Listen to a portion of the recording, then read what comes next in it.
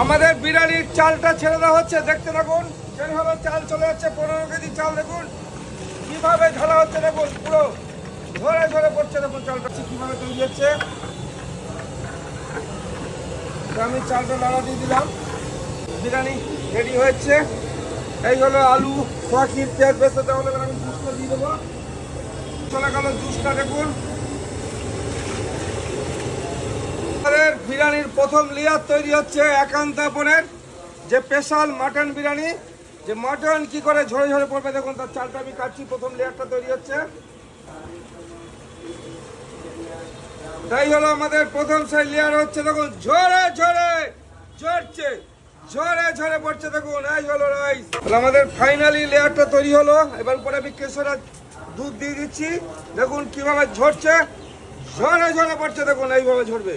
শুধু কেশরটা দেখুন একান্ত আপন চাকদার। খেতে হলে ঝরে পড়ে বিরিয়ানি খেতে হলে আসতে হবে কোথায়? একান্ত আপন চাকদাতে। ঝরে ঝরে পড়বে, ঝরে ঝরে পড়বে।